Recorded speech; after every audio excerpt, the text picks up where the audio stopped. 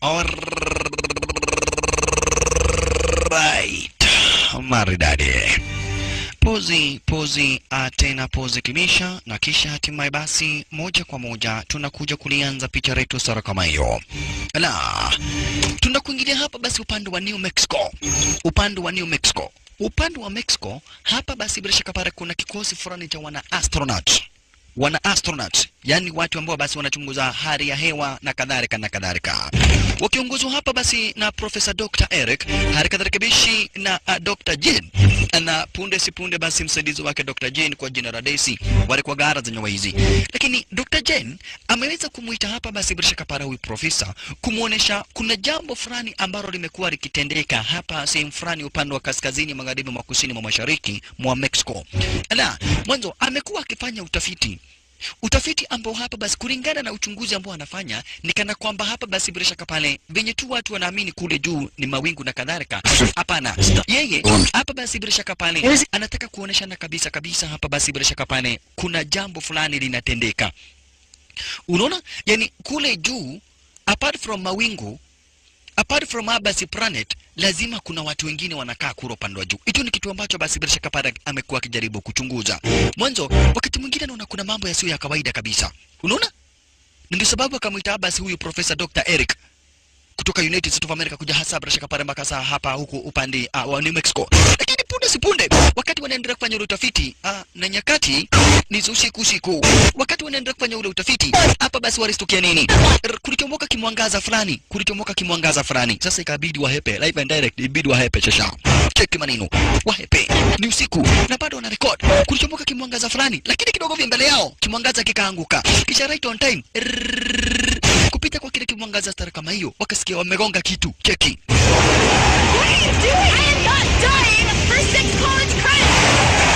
Chunga sana Dr. Jenny. Salala. Aish. Wanashindwa ni nini? Ni kitu ambacho amekuwa akifanya uchunguzi. Wakagonga kitu ambacho kinapolea kama ni mtu. Dr. Jenny amekuwa akichunguza pale juu, anasema kuna kitu ambacho kinatendeka. Sasa leo hii baada ya miaka mingi zaidi kumechomoka kimwangaza na kisha hatimaye kukachomoka mtu, wakagonga yule mtu. I hope you are not dead. Lakini akashindwa pale kama huko kwa msitu na kwa jangwa, mtu kama huyo ametoka wapi? Huyo mtu ametoka wapi? Hiyo ndio swali. Paramount Pictures na Marvel Entertainment wanakuletea Marvel Studios Production. Walala. Swali ikabakia, huyo mtu ametoka wapi? Ebu tuingie hapa basi bila shaka pale Norway. Accepted. In the wakati yani miaka ya kitambo kabisa. Mwanzo nataka kukupa jibu, huyo mtu ametoka wapi? Naona? Sasa turudi nyuma miaka mingi zaidi kabla Yesu hajazaliwa. Alright. Wakati wa zamani kabisa hapa basi kuliweza kuchomoka watu upande wa Norway, kuliweza kukuingilia hapa basi bila shaka pale watu wanajulikana kama vile hapa basi the Frost Giant walikuwa na nguvu zao, wakatoka kwa planet yao wakaingia kwa planet Earth, wakaanza kushambulia watu sehemu zile hasa bila shaka pale za Norway. Walikuwa na nguvu ya kufanya watu wawe ice. Cheki majitu kuchomoka hapa basi bila shaka pale kunajulikana kama vile yani hizi majitu zinajulikana kama vile Frost Giants. Wakati Frost Giants walikuja kushambulia na kumaliza watu wa planet Earth, aliweza kukuingilia hapa basi mzee fulani kwa jina la Odin, King Odin, amechomoka kwa planet inajulikana kama vile Asgard. King Odin kuchomoka hapa kwa planet inajulikana kama vile Asgard, aliamua kuja kusaidia watu wa planet Earth. Kwa hivyo akaanza kuwashambulia hapa basi bila shaka pale wale ma Frost Giants. Yeye na kikosi chake King Odin kuchomoka hapa basi bila shaka pale kwa planet ya Asgard, akaanza kushambulia hapa basi bila shaka pale Frost Giants ambao wamechomoka hasa bila shaka pale upande wa planet inajulikana kama vile Jotunham. Unaona? Bulelo yeye. Wow. King Odin akawashambulia sana, ikawa ni pigano kubwa zaidi pale planet Earth. Majitu kwa jina la Frost Giants wakashambuliwa sana hapa basi bila shaka pale na mtu anajulikana kama vile King Odin. King Odin amechomoka hapa basi kwa planet inajulikana kama vile Asgard. Unaona? Wakawashambulia stare kama hiyo mpaka kiongozi wa kikosi cha Frost Giants akawezwa. Mwenyewe ndio huyo mwana basi ameonyeshwa nini? Akawezwa stare kama hiyo. Na kisha hatimaye King Odin akaiba magic basket yani bidhaa fulani ambayo ilikuwa inapatia wale ma Frost Giants nguvu. Akaiba basi, ilikuwa na nguvu za kutengeneza masilaha aina tofauti tofauti. Akaiba na kisha akarudi hapa basi kwake kule kwa planet inajulikana kama vile Osgard. Unaona? King Odin akarudi hapa basi bila shaka pale kule saa kwa Osgard. Hata hivyo waliweza kukaa miaka mingi zaidi. Na kwa ile miaka mingi zaidi hapa basi Frost Giants wa kuchomoka upande sa bila shaka pale wa Jotunheim wakameka deal wakae kwa amani. Wakamake deal wakae na amani. Lakini planet Earth ikawachwa. Frost Giants wale majitu wa kuchomoka basi kwa planet ya Jotunheim wakarudi kwao baada ya kupepetwa na King Odin na kikosi chake kuchomoka basi kwa planet ya Osgard na basi kukaa na amani. Planet Earth kaendelea na maisha yao, planet Osgard kaendelea na maisha yao, na kisha hatimaye hapa basi bila shaka planet Jotunheim ya hawa majitu kakaa na amani. Lakini majitu walinyang'anywa hii magic gasket. Hii magic gasket iko na uwezo wa kutengeneza silaha aina yoyote. Na ilikuwaga ya wale ma Frost Giants. Unaona? Wakanyang'anywa. Sasa ndiye huyu hapa basi mudhee kwa jina huyu sasa ndiye King Odin. Huyu ndiye King Odin. Ni baada ya miaka mingi zaidi. Aliweza kuwavamia hapa basi ma Frost Giants, akawaweza na akarudi kwa planet yake, lakini akaiba. Akaweza kuiba hapa basi bila shaka pa ile magic gasket. Sasa ako na vijana wawili. Unaona? Na nataka mmoja wao akuje kwa mfalme kwa hii planet yake. Anataka mmoja wao akuje kwa mfalme kwa hii planet yake. Wote ni vijana wake. Wote ni vijana wake. Huyu anajulikana kama vile Thor, huyu anajulikana kama vile Loki. Ni watoto wake hapa basi bila shaka para King Odin. Na King Odin ameishi kuwahadithia venye yeye aliweza kushambulia hapa basi bila shaka pale zile Frost Giants za kuchomoka kwa planet ya Jotunheim. Alright. Sasa hapa basi ni kwa planet hapa basi ya Osgard. Na kwa planet ya Osgard hapa basi bila shaka pale vijana wameshakuwa wakubwa, na sasa King Odin ameamua kumchagua hapa basi bila shaka pale Thor akuje kuwa hapa basi bila shaka pale mfalme wa planet Osgard. Thor ndiye huyo. Ala. Na kwa hivyo ikawa ni sherehe moja kubwa zaidi basi imekuja kuandaliwa. Hapa basi atakuja kwa mfalme wa planet Osgard. Atakuja kwa mfalme wa planet Osgard. Hapa basi bila shaka para ukipenda huyo Thor. Maridadi. Pozi kibisha. Thor atakuja kuwa hapa basi bila shaka para president. Yani ukipenda king. Atakuja kuwa king. Na kwa hivyo aliweza kupatiwa silaha ambayo hapa basi bila shaka pale hii silaha imetengenezwa hapa basi na mfalme mwenyewe. Mwanzo mfalme ana nguvu zake za kipekee kuongeza hapa basi zile nguvu ambazo aliweza kuiba za ile magic gasket. Kwa hivyo alikuja kuapa sasa.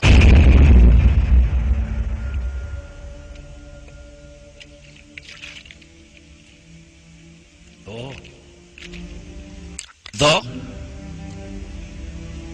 my heir, mtoto wangu, my firstborn, na kijana wangu basi wa kwanza, so long entrusted with the mighty hammer Mjolnir, forged in the heart of a dying star.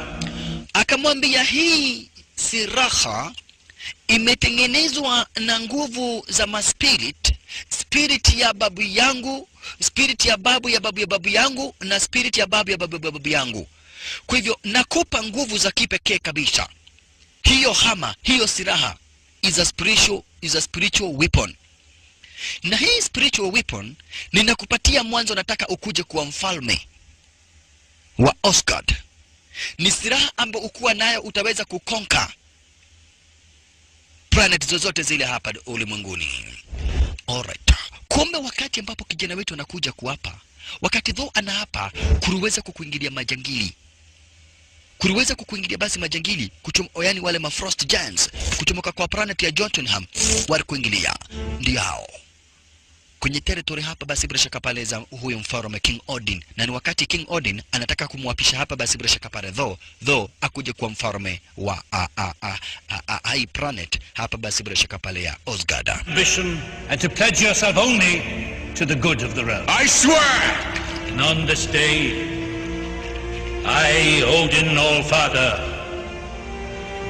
proclaim you. I, Odin, your father, I proclaim you the kabla hajamuita hapa basi the king of Asgard, akajua kumevamiwa. wanataka ile magic gasket. Unaona? Walikuingilia sasa. Cheki. Frost Giants of Jotunheim. Frost Giants of Jotunheim. Jotunheim sasa ni planet. Wanataka kuichukua. Lakini hapa kuna kuwaga na mercenary kwa jina la The Destroyer. The Destroyer ndiye anaiwekeaga ulinzi. Destroyer akachomolewa. Huyu sasa ni wazimu. Destroyer kuchomoka. Alikuwa pepeta. Yeye anatemaga mate ni moto. Kunyamba ananyamba moto. Kupumua ni moto. Kwa hivyo Frost Giant of Jotunheim wakamalizwa story kama hiyo. Na kisha akarudi pahali anakaga. Yule hapa basi bila shaka para ukipenda lile jitu kwa jina la Destroyer. Frost Giants hawakuwa wamekuja wengi, walikuwa wamekuja kadha wa kadha. Waliuawa story kama hiyo na hawakufaulu kuchomoka hapa basi bila shaka pale na ile magic gasket. Unaona? Magic gasket iliwachwa hapa. Mwanzo magic gasket inawekeagwa ulinzi na jitu linajulikana kama vile Destroyer. Na sasa Destroyer ni umeme. Destroyer anakuaga umeme. I want to know why. Sasa Thor alijam, lakini kuna kitu moja hakikutendeka. Thor hakuapishwa kuwa king. Ilikuwa ni siku yake ya kuapishwa akuje kuwa mfalme. Lakini kabla hajaapishwa kabisa hapa basi bila shaka pale kwa mfalme. Hapa basi hawawezi wakaingia. Kwa hivyo bado Thor hajakuwa mfalme. Kwa hivyo hapa basi Thor alianza kuambia babake, kwa nini watu wakuje kwa territory zetu wavamie? Tunafaa tuende huko tuwashambulie. Wamekuja kwa planet yetu ya Asgard. Sasa na sisi tunafaa tuende basi upande wa planet yao ya Jotunheim tuwavamie. Lakini aliambiwa sikiza, bado hujakuwa king. Not yet. Kwa hivyo hufai kusema venye ambavyo tunafaa kufanya. Hufai. You are not yet king. Bado. Ulikuwa karibu kuapa lakini uko hapa. Sasa Thor alijam. Ululuyaye. Mwanzo hii ilikuwa siku yake ya kuwa mfalme.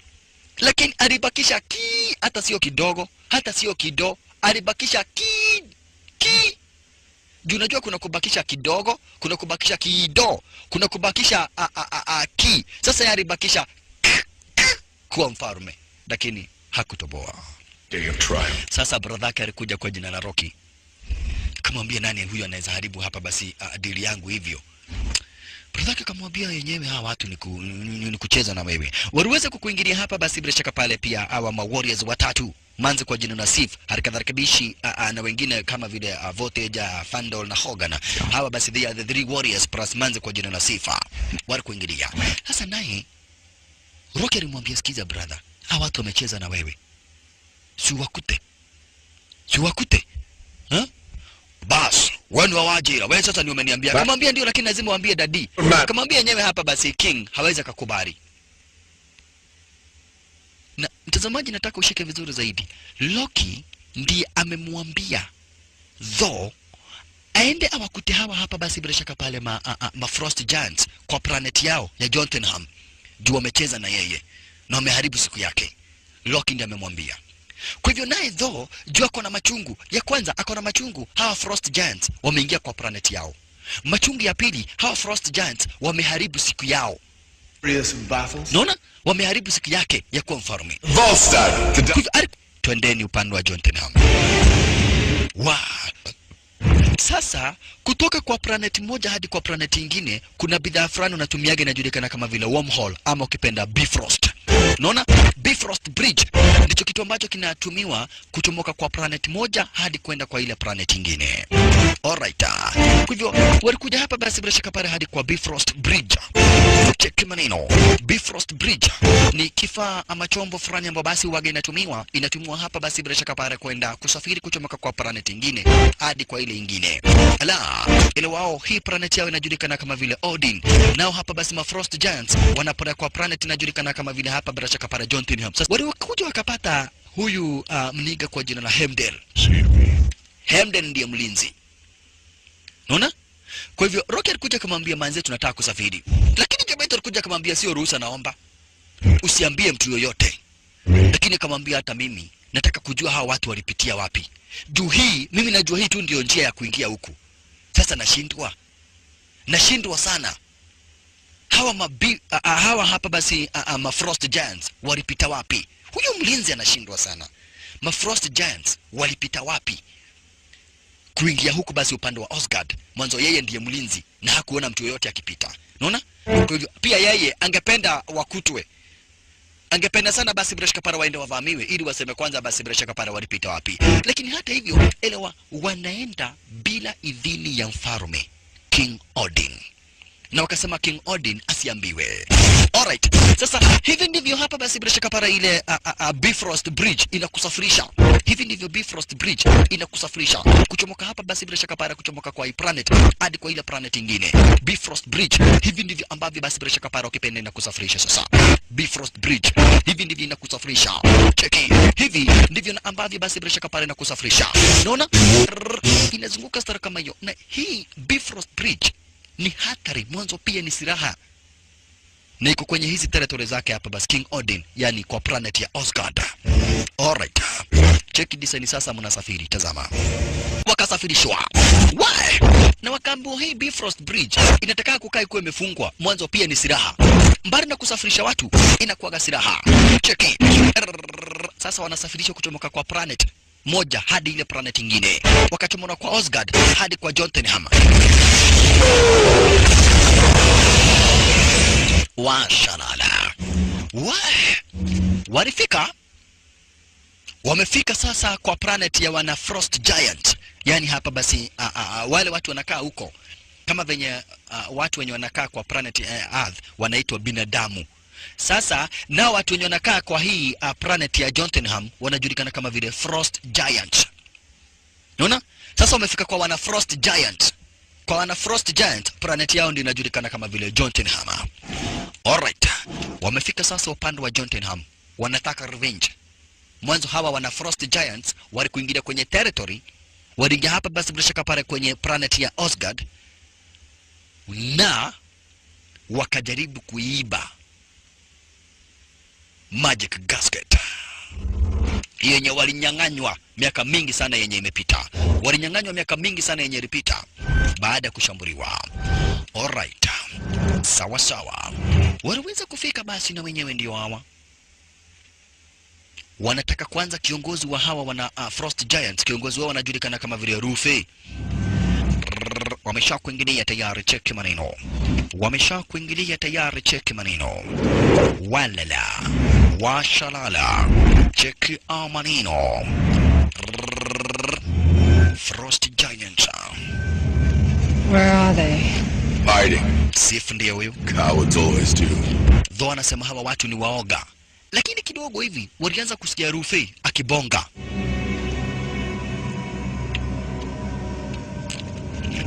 You've come a long way to die, Asgardians. Mumekuja hapa basi kukufa wana Asgardians. Yani Asgardians ni wana Asgard. Wanaitwa Asgardians. Nimekuambia kama venye planet Earth watu wanaitagwa binadamu. Sasa nao watu wa Asgard wanaitagwa hapa basi Asgardians. The House of Odin, Wakaambiwa full of traitors. the House of Odin is full of traitors. Wakashika hiyo.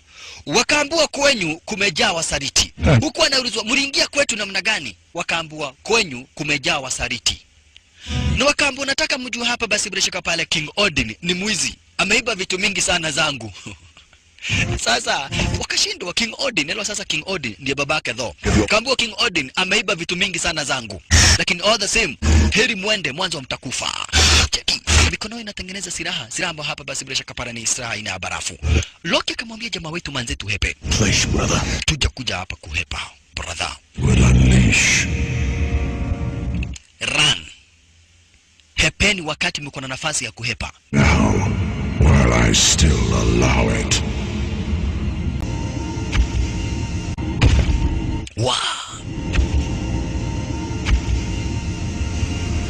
Baada tuadhie. Your mercy. Sisi tumekubali kuhurumiwa na tumeenda. What? Loki unasema nini? Tumekuja hapa kutoroka. Tokire gukukura. Atene tuwa kanone tuwara. Tulikuwa tunakuja vita, hatukuwa tunakuja kutoroka. Ebwa Dennis, we are the Majitu Frost Giants. Lakini jamaa wetu walikuwa wanataka revenge. Akachomoa silaha. Akawanza. Chukua.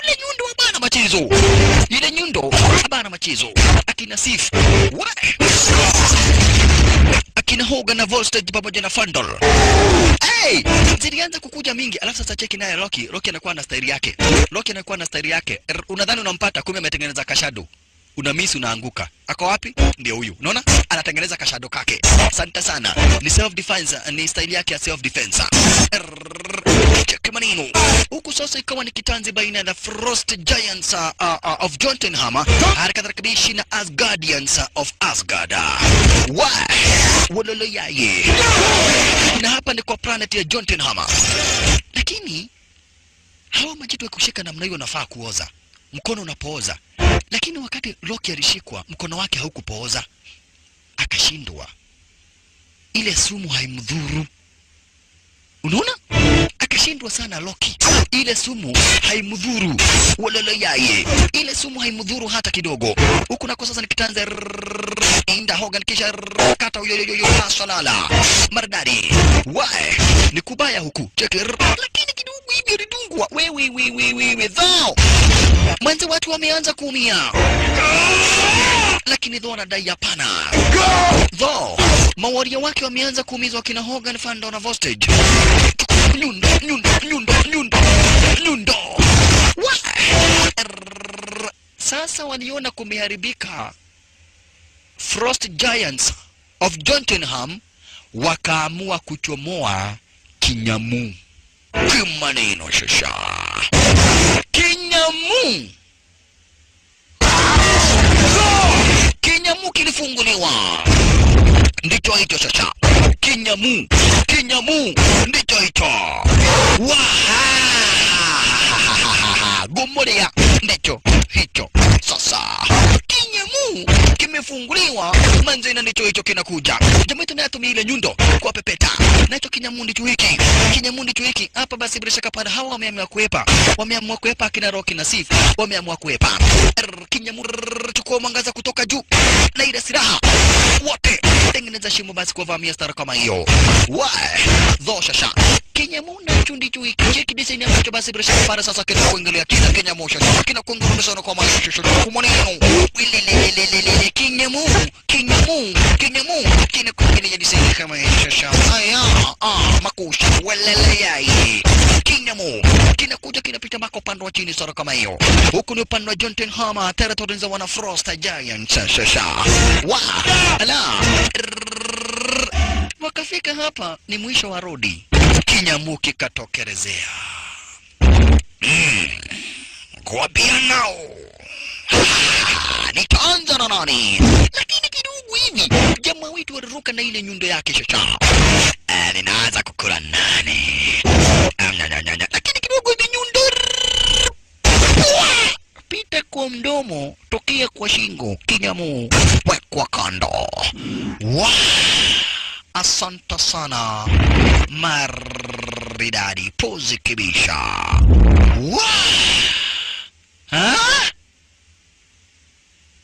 Lakini kidogo hivi Frost Giants wakakuja 18,000. Kisha Rufi akawaambia nao prepare to die. Ndio hawa. Lakini kidogo hivi right on time King Odin babake Thor akakuingilia. Na sasa huyu anakuwa na nguvu zingine extraordinary. Anakuwa na nguvu zingine deadly sana. Ndio huyu anakuangara na farasi sasa. Father kuja wabe hawa watu tunawagoga kuwagoga tumia. Yaani tulisikizana vita iishe juu, si ndio? Tulisikizana tukae kwa amani, si ndio? Halafu sasa unatuma watu wako wakuja wavamie kwangu, ha? Kamwambia sio mimi nimewatuma, lakini pia wewe watu wako walikuja. Kamwambia hata mimi wangu sio mimi niliwatuma. Kamwambia unajua wewe ni mwizi, umeiba vitu zangu mingi sana. Kamwambia hapana. Vita tulimaliza. Chenye niliiba chako niliiba. Hawa ni watoto wamefanya hizi mambo bila idhini yangu. King Rufe, mimi sina ugomvi na wewe. Kaa kwako, wacha na mimi nikae kwangu. Sitaki ugomvi. Lakini King Rufe alimwambia wewe ndio umeanza vita. Ujue sasa hakuna amani. Na King Odin akamwambia ni sawa sawa. As you wish. Venye tu nataka. Lakini hataki vita. Pata moja King Rufe. King Rufe aligongwa moja. Lakini Abbas King Odin akachukua vijana wake basi na masoja wake akachomoka stara kama hiyo. King Rufe na wana Frost Giants hawakuamini. Hawakuamini. Wamevamiwa kwao. Huito. Yani jamaa anakuja kwetu na analeta kompe. Ni olimo hii, ni olimo, ni olimo. Wow. Lakini sasa alikuja na machungu. Alikuja kwa amekasirika sana hapa basi bila shaka pale ma Frost Giants wamewachwa, lakini King Odin amekuja na machungu zaidi. Mwanzo hakuwa ameidhinisha yale mashambulizi. Hakuwa ameidhinisha yale mashambulizi. Kwa hivyo alikuja na machungu zaidi. Huku akauliza nani aliamrisha? Jamaa wetu akadai ni mimi. Lazima watu tuwatishe. Lazima waniogope, wajue kuko karibu kukuja na mfalme mwingine. Tumia! Cool boy! You are an old man! Mudhe umezeeka wewe retire! Oh, unaniongeresha namna hiyo na mimi ni babako Yani hata sijakuachia mamlaka ya ufalme. Na unaniongeresha namna hiyo. Tumia! Mimi kama babako nikakupa nguvu zenye zilikuwa natumiwa na babu yako na babu ya babu yako. Nikakupa mpaka silaha. Na umeninyima heshima kuongea stara kama hiyo kunihusu. Kwa hayo makosa nimekulani. Nimekulani na nimekufukuza na nimekutupa kwa planet ya Earth. Mamlaka yote nimekunyang'anya. Nguvu zote nimekunyang'anya. Mamlaka yote yenye nilikupa nimekunyang'anya. And you are banished. Nimekufukuza kwa hii planet ya Osgard. Na nikakulani. You are no longer the king to be. From you, your power! Nachukua nguvu zako zote. By the power given to me by my father, and the father of my father, and the father of my father, and the father of my father of my father. Na sasa nimekulana, nimekutupa, nenda planet Earth. Nenda. Hivi ndivyo alitumwa. Hii silaha. Unless huyu jamaa atakuwa mtu wa maana, isiwahi chukuliwa na mtu yoyote. Hiyo silaha isiwahi chukuliwa na mtu yoyote. Hata huyu ilitupa tena ikatupa planet Earth, lakini akaiweka laana. Hiyo silaha itachukuliwa na mtu tu ambaye anaweza jitolea maisha yake kwa watu wengine. Unaona? Hivyo ndivyo jamaa alitupwa. Hivyo ndivyo jamaa alitupwa kutoka kwa planet ya Asgard mpaka hapa kwa planet Earth. Unaona? Na hapo ndipo aligongewa. Akikuja kuanguka kwa planet Earth akagongwa, na hapa basi bila shaka pale na akina Dr. Eric, Dr. Jane na Daisy. Hivyo ndivyo alianguka. Ndio nilikwambia nitakuonyesha venye huyu jamaa alikuja. Sasa hivyo ndivyo amekuja kwa planet Earth. Amelaaniwa. Alifaa kwa mfalme, amefukuzwa kwa planet Osgard, akatupwa kwa planet Earth. Na pia silaha yake ikatupwa na akanyang'anywa nguvu zake zote. Sasa wakati anaanguka amegongwa na akina Dr. Eric, cheki. You all right? Are you all right? Hammer! Yeah, we can... Where is my hammer? Sasa wanashindwa huko karimu guruki. Unaona? Nilo kwenye mwanzo wa sinema nilikuonesha hawa wakifanya utafiti wakitaka kujua nini kinaendeleaga hapa. Hammer! Look at him. Calm down! I know you can hear me. Father, I know you can hear me. Tafadhali nifungulieni. Ni mgoroki. Sasa wanaona kweli ni wazimu. Kaona huyu mtu ni wazimu, wakaamua kumpiga shoko. Dad threatened me. Thor was so puny. Pigwa shoko. Naambia mnajua mimi ni nani? Mnajua baba yangu ni nani? Wakampiga shoko, wakaona wewe pengine ni mwenda wazimu. Juu pahali kama huku kwa msitu kunaweza kuwa na mwenda wazimu tu. Hakuna mtu wa kawaida anaweza polea pale kama hapa. Lakini nyundo nayo ndio hiyo ikaanguka. Lakini elewa hiyo nyundo ilipewa laana. Isiwahi chomoka hapo. Nilo wa King Odin ako na nguvu mingi zaidi. Sasa hawa walimleta kwa hospitali. Huyu mtu anaitwa nani? Tho. Nisikia akisema yeye anaitwa Tho. Hit him with a car. I grazed him. Tulimgoga na gari na tukua tunata. Haya, sama daktari walikuja. Hello? Just taking a little blood. Tunataka kupima kama umeumia. No! Alianza kutoa fujo, cheki. Alianza kutoa fujo. Jamaa dungo mashindano ametoa fujo sana. Madaktari. Ero wako kwa planet nyingine hajazoea watu wana kastari kama hii. Walala yaye. Na yeye anajua ni kijana mfalme. Lakini alishikwa na watu wengi bana. Adungwa shindano kumaliza nguvu. Dungo wa shindano. Sasa kumbe wakati moja baada ya siku 2-3 kuna mzee aliona kitu imeanguka hapa. Hai. Kashindwa. Tokorone maana. Huenda ni ile chakula ilikuwa inatoka biguni wakati wa zamani. The manna. Ai. Yaliona kitu kimetoka binguni kikaanguka hapa. Mzee akachungulia. Kanywera dongani ai. Akaona ni nyundo. We bas. Hii inakuwaga kule biguni ndio itahukumia watu. Wakajua sasa wacha ichukue ili hukumu akifika huko biguni akipata watu wakihukumiwa. Aliona kama ni nyundo ya jaji wa biguni. So akaamua ataichukua ili wakati hukumu itafika yeye ajitetee na nyundo. Ambie yule mtu anafanya judgment huko biguni, we mimi nilichukua hii na nikahifadhi, tafadhali usinihukumie.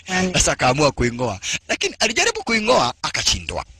Alingangana alijaribu kabisa lakini alishindwa. Sasa wakati huo hapa basi bila shaka pale na walianza kushindwa. Huyu mtu alitoka wapi? Kwa msitu. Lakini wao wakuwa kama wanasayansi, wanaona tu ni mtu wa kawaida. Ndio wao ni wanasayansi. Dr. Eric, Dr. Jenny na Daisy. Unaona? Na wako na vitabu. Mwanzo stories zenye sisi tumeona watazamaji ziko kwa vitabu ziko zimeandikwa kama history. Ati wanasayansi wanaona kama mbinguni kuna watu. Unaona? Kama venye hapa basi mahadiri zinaandikangwa. Lakini wakaona haya sasa hizo ni mapicha za X-ray. Alijisikia. Niliwa yeye sio binadamu yeye he is not a human being. Yeye sio binadamu, yeye ni Asgardian. Asgardian yeye amechomoka kwa planet ya Asgard. Kwa hivyo yeye ni Asgardian, kumaanisha he is not a human being. Haya, alijifungua vizuri na akatoro. Hawakufika though amehepa. Ni ulimu. Jaribu kumtafuta wapi?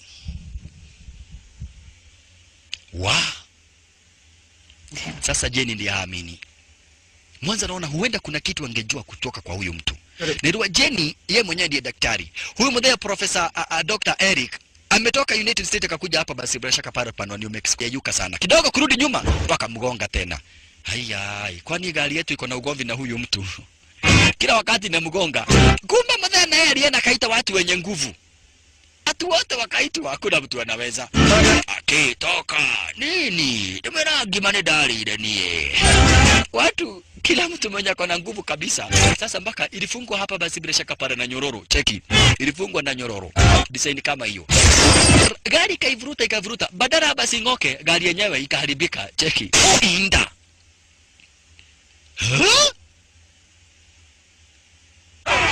Kwa nini nyundo gani? Watu wanasema hii nyundo ndio ambayo itakuwa inahukumia watu kule juu biguni. Benye jaji anakuwa na nyundo ya kugonga. Unaona? Benye jaji anakuwa na nyundo ya kugonga. Hapa basi wao wanaamini hiyo ndio itakuwa inagonga. Serikali wana shield walikuja kupata ile habari. We, nasikia nyundo kutoka biguni imeanguka. Bas, hii sasa ni mali ya serikali immediately.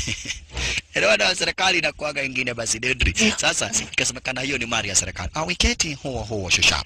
Hana walikuja kuuliza jamaa wetu yeye ni nani? Ametoka wapi? Jua wakicheki wanaona huyu ni mtu. Wachana na hizo vitu. Manzi anamchora, anamuandika. What is this? Kamwambia hii ilikuwaga ya my ex-boyfriend.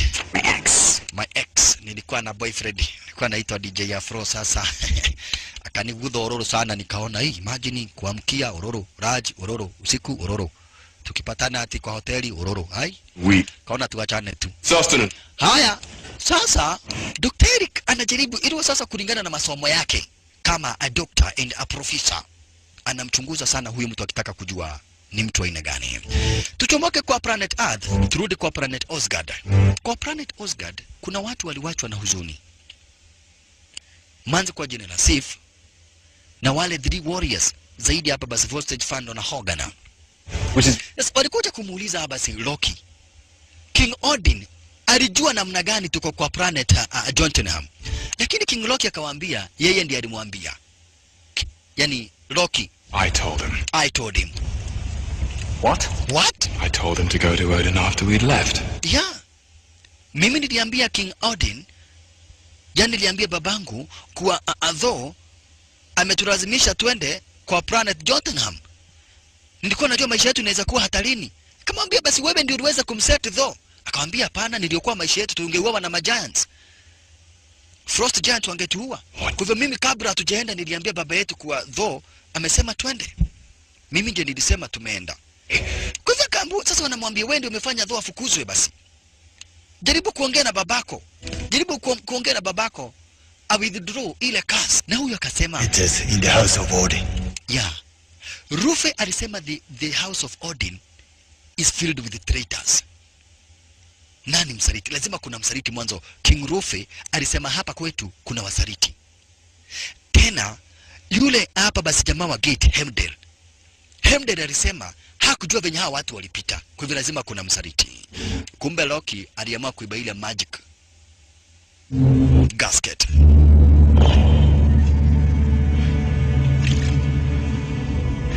Stop! Babaka akamuona. Lakini Loki akauliza babake, am I cursed? No. You are my son. What am I? You're my son. You are my son. Lakini Loki alimwambia no. I'm not an ordinary Asgardian. Hebu niangalie venye wakati mwingine mimi ufanana. Niliguzwa mkono wangu na haukupooza. Kuna jambo na kuna kitu kisicho cha kawaida kwangu. Kitu na ambacho ningependa uniambie. Enyewe wewe sio mtoto wangu. Wakati nilikuwa navamia giants wa Frost Giants, nilikuja nikakupata. Nikaona utakufa, nikakuchukua. Kamwambia ndio nilisikia Rufi akisema wewe ni mwizi. Kumbe uriba a magic gasket na ukaniiba. Na kwa nini hujai niambia hii miaka yote? Akamwambia kwa sababu wewe sasa ni mtoto wangu. Nilikuchukua kuwa mtoto mdogo zaidi nikakulea. I made you my son. Lakini akamwambia sasa mimi ningependa kuwa mfalme. Na sasa hiyo ndio sababu yenye inafanya uwezo kanifanya mfalme. I want to be a king. Mimi ndiye kijana mzuri kwako hata kuliko Thor. Ulifaa unifanye mimi mfalme. Lakini sasa unajua vizuri zaidi mimi nimechomoka kwa familia ya Giants of Frost. Ndio sababu uwezo kanifanya mfalme. Alimwambia hapana. Mimi nakupenda kama mtoto wangu. Na ufalme upatianago hivi hivi. Lakini Loki anamwambia no, mimi nataka unipende. Unipende kabisa na uone mimi ni mzuri. Kisha unifanye mfalme. Hivi ndivyo ambavyo mimi nataka. Lakini sasa mbona nichukua tu kama Giants of Frost? Manake huko ni kwamba ulinichomoa. Kwa nini babangu? Kwa nini? Nimewaheshimu mkuu na mamangu. Nimefanya kila kitu. Nimekuwa mzuri kila siku. Nimekuwa kila kitu. But chenye ambacho ninataka haunipi babangu. Nataka kuwa mfalme mimi. I want to be the king. Kwa nini unamfanya Thor awe mfalme? Lakini kidogo hivi mzee akashikwa na ugonjwa ambao haukueleweka. Na akamwambia Rocky, I need a rest. Nahitaji kupumzika ili niweze kurejesha nguvu zangu. Alright. Turudi sasa kwa planet Earth. Pale alipo Thor. Turudi sasa kwa planet Earth. Pale alipo Thor. Thor alikula akakunywa. Hiyo ni podi leta ingine. Great, right? Another! Haya. Akaambiwa kuwa ilo sasa amezoea utoto wa kifalme. Kwa hivyo akitisha kitu anaitisha na nguvu, anapigana na orders.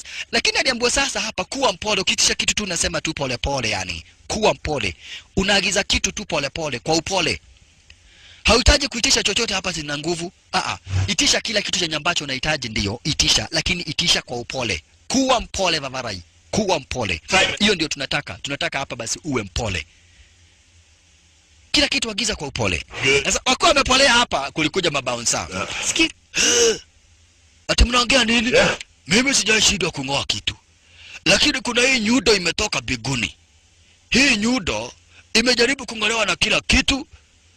Manze hii nyundo haitoki. Tell me. Jamaa yetu akajua mara moja ni ile nyundo yake. Nipeleke pale ambapo nafaa kwenda. Na nitakuambia mambo mingi zaidi yenye unataka kujua kwenye huu uchunguzi wako wa kisayansi. If you take me there now, I'll tell you everything you wish to know. If you take me there, I'll tell you everything you wish to know. Okay. Dr. Eric alimuita hapa si Dr. Jenny. Kadeno ule dinamiona. Twende alili aniambie kila kitu. We. Wakati wa zamani kuna mtu kama huyo alikuja mysterious. Unajua final alifanya nini? Alichukua demu, akamweka kwa mdomo, akammeza. So, huyo mtu anaweza kukumeza anytime. Nono ule alilio nyingi. Nono venye amekula chakula mingi. Anataka nayo mali ya gandu. So, wewe mwambie umeachana na hiyo maneno. Okay, nye tumeona tumeshikwa na shughuli nyingine. Okay, ni sawa sawa. Kwetu tunakisigi watu namna hiyo. Bye bye basi. Lakini Manze ameshamnoki jamaa wetu. Manze nao na kunoki watu wanakuwaga fani. Okay, thank you. Okay. Kwa heri basi ya kuonana. Dr. Eric? Darcy. Kesi? Farewell. Nawatakia kila la kheri. Akawatakia kila la heri basi Romeo na kisha akachomoka. Wale. Lakini Manze anamcheki jamaa wetu mwanzo ashamkufia, ashajipa. Ameshamnoki jamaa wetu Dr. Jenny. Nao kufika kwenye territory zao, vitu zao zote za utafiti zimechukuliwa na kikosi cha wanapolisi cha SHIELD.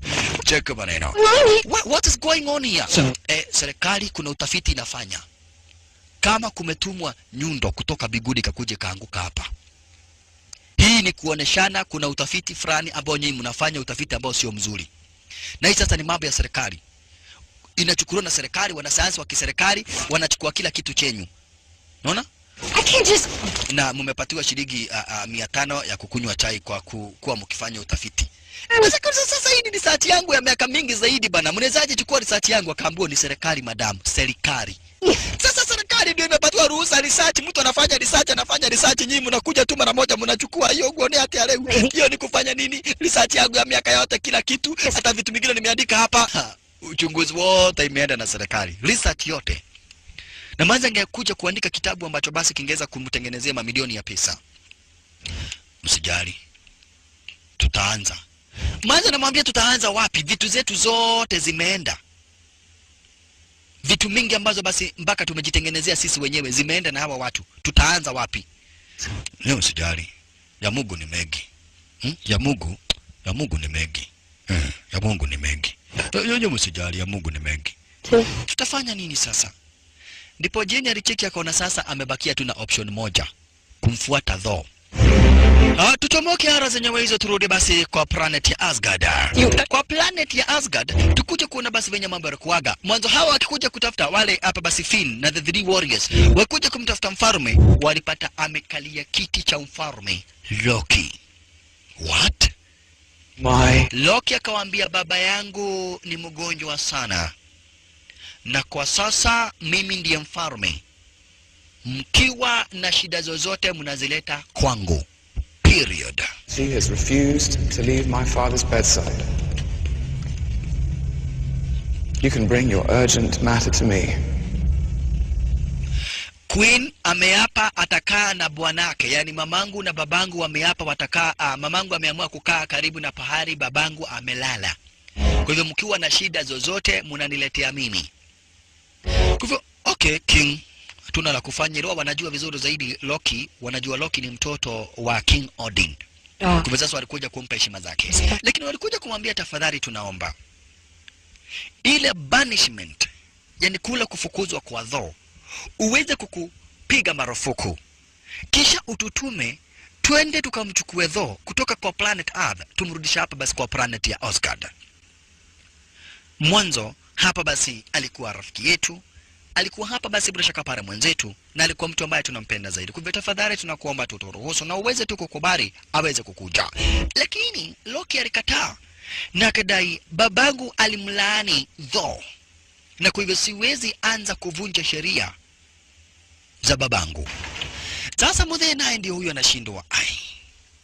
Huyu Muthe anashindwa sana. Ndipo alikuja kupata kitabu fulani ambacho kilikuwa kimeandikwa wakati wa zamani zaidi. Kitabu kinaelezea hapa basi kuhusu the 9 planets, ikiwemo Earth, Osgard, Jotunheim na zinginezo. Ndipo akakuja kucheki kuna story kuhusu hapa basi ati mfalme fulani ambaye anatumia nguvu, na akapata ile nyundo kwa ile story. Haya, wakati Muthe anafanya ule uchunguzi, naye Manze Jeni ameona tu mtu tu anaweza msaidia kuanzisha sasa na kuendelesha hapa basi ule uchunguzi wake, ule utafiti wake, ni jamaa wetu. Jamaa wetu alikuja pale kuna uzwa wanyama. Nataka farasi. We don't have horses. We don't sell horses. That's... mkubwa ambaye anaweza nibeba. We! Niko na mnyama anaweza kukubeba hapa.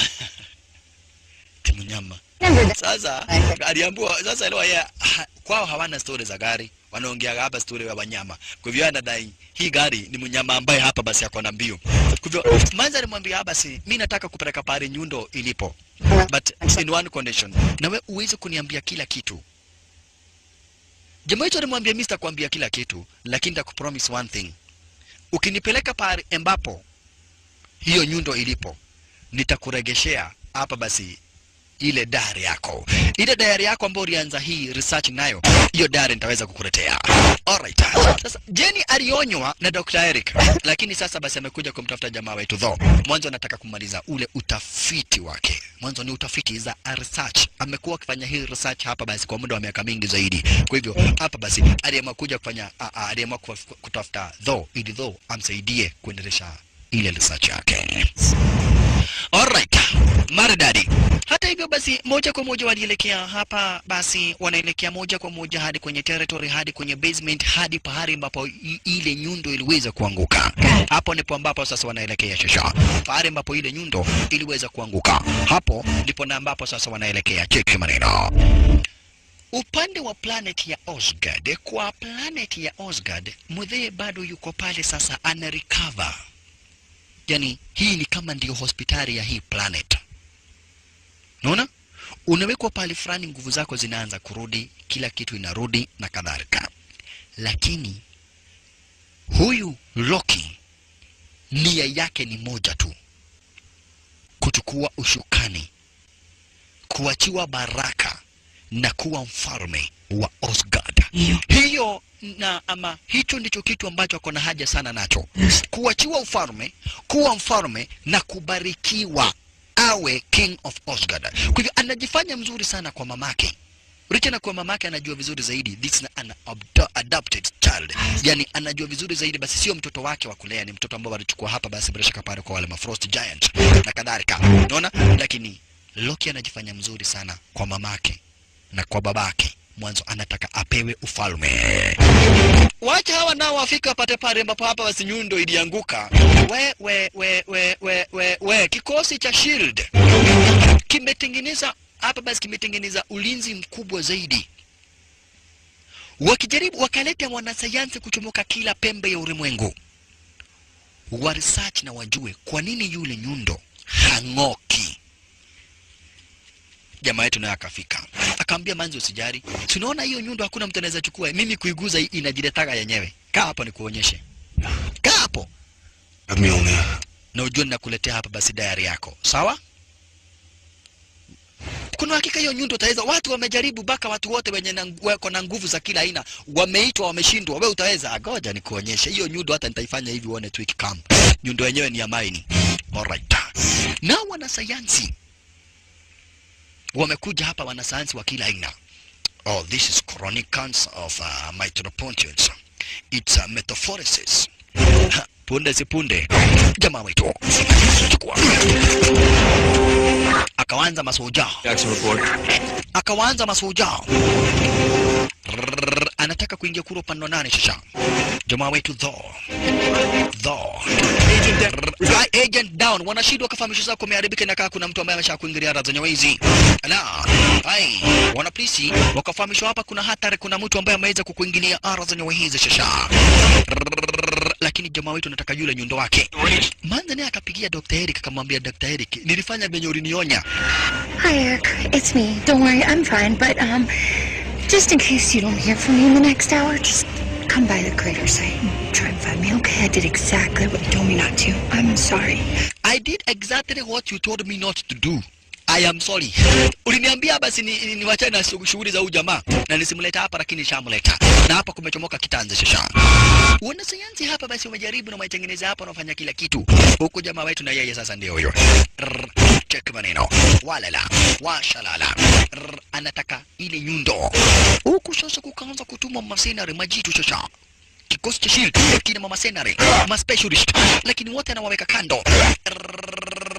Cheki, style yake ya kupigana ni tofauti kabisa. Cheki, hivyo ndivyo yeye anapigana sasa. Style yake ya kupigana ni tofauti kabisa. Basi bila shaka para na mashurati yenye hawa watu wamefunzwa.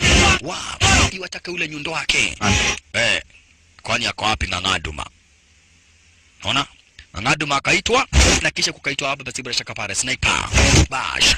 Sniper ndiye huyu na badala kubeba bunduki alibeba mishare. Mwanzo this is a research. Hawataki kuua huyo mtu, unataka kujua huyo mtu ndiye nani. Wow. Ai, nikasemekana Ng'ang'aduma lile jitu lenye nguvu kabisa. Mwanzo jamaa hana silaha lolote.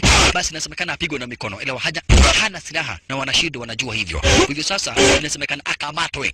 Unaona? Na kisha hapa basi sniper akatumwa na mshale. Mwanzo wanataka huyu mtu akiwa uhai. Mwanzo hana any weapon, hana bunduki.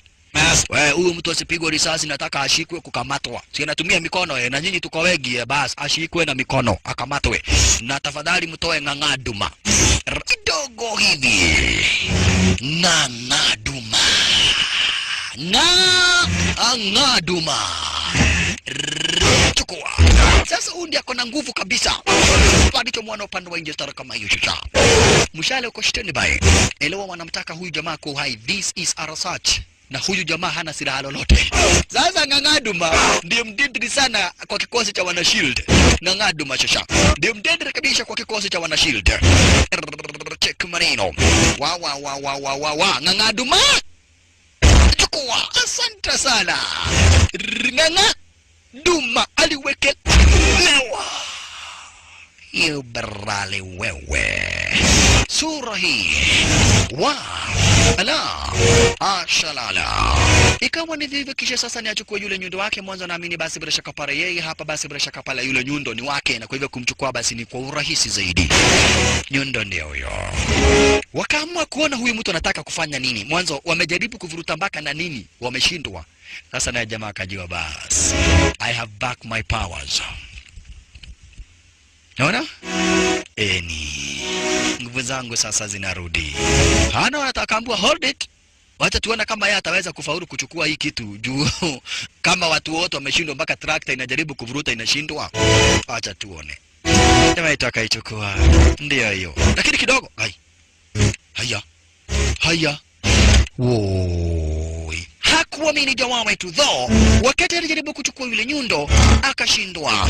Kwa nini nyundo ikatae kuchukulika? Kwa sababu iliwekwa hapo kwa laana. Ati mpaka wakati ambapo huyu jamaa atakuwa hapa basi mtu muhimu wa kuichukua ule nyundo basi asiwahi chukua. Hiyo ni laana yenye basi iliweza kuachwa na babake yani King Adin. Jamaa wetu hakuamini. Oi. Father why? Kwa nini nifanyie madhara kama hiyo? Kwa nini daddy? Kwa nini? Nyundo imekataa kuchukulika. Hiyo ndio ilikuwa mission yake. Hivyo sasa na otherwise wanashidi walitumwa kwa wingi zaidi kumkamata. Mwanzo nia yake ilikuwa ni afikara zenye uwezo aweze kuchukua basi ule nyundo na kisha endelee kuitumia kama silaha. Mwanzo ni chombo na kitu ambacho bishara kuwa amepewa na babake, lakini sasa afanye nini maskini wala atende nini? Mwanzo already ameshindwa kuichukua. Kwa hivyo wanashidi walitumwa stara kama hiyo. Sasa ni kumchukua jamaa wetu though. Mwanzo ameruse hope. Hiyo ndio ilikuwa hope kwa maisha yake ataweza kupata ule nyundo, lakini sasa nyundo haiwezi kaja mikononi mwake. Mwanzo it's under a curse. Ni laana pale, kuna laana pale kwamba nakuwa eti hapa bishi asiweze kuichukua kwa njia yoyote ile. Walala yaye washalala. Aisha hakuamini jamaa wetu, lakini pia wanasayansi na wanapolisi na wataalamu wote ambao walikuwa gara zenye wezi bado lile jambo la ile nyundo libakia kuwa kizongo mkuti. Kisha na maana hawajui basi wataichukua namna gani basi yule nyundo, hawajui wataichomoa namna gani, hawajui wafanye nini wala watende nini. Committed a crime, is in jail. Wakati huo turudi kwa planet ya Asgard. Bado chochote ni kinatendeka kwa planet Earth. Loki anaona akwa planet Asgard. Kwa planet Earth nako manzi ile story waliweza kusoma. Yani chenye kinahappening huko juu, kuna mtu alikuwa ameandika hiyo hadithi kisayansi, yani mtu alikuwa amefanya utafiti, ameandika kuna planet zingine, kuna planet Jotunheim na kuna planet Asgard. Sasa Jenny juu anampenda sana Thor, alimwambia wewe tu ndio unajua Thor alitoka biguni akaanguka hapa, na wewe ni profesa, hawa watu wanaweza kukuamini, kwa hivyo utatengeneza story juu huyu mtu hayuko kwenye document, tutatengeneza fake document, tuseme ametoka New York, tuweke kwenye computer, kisha useme yeye ndiye mwenye hii research, yeye ni mmoja wetu wa hii research, na alivamia wana Shield kwa sababu wana Shield walichukua vitu yetu. Ukisema hivyo huenda wana Shield watamwachilia. Na wana Shield walikuja hapa basi kumhoji jamaa wetu. Jamaa wetu amekataa kuongea. Huko anamuuliza wewe ni nani? Umetrainiwa na kikosi gani? Umetoka South Africa, Saudi Arabia, Iraq ama Somalia, ama wewe ni Al-Shabaab, ama wewe ni Special Forces Retired Commando, ama wewe ni nani? In one way or the other tutaweza kupata basi na kujua wewe mwenyewe ndiye nani. Lazima tuambie wewe umetrainiwa na kikosi gani. Huwezi pepeta wana Shield namna hiyo. Huwezi pepeta wana Shield namna hiyo. Lakini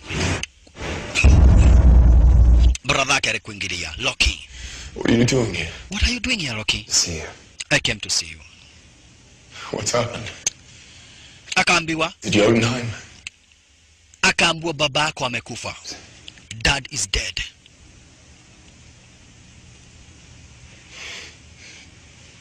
What? What?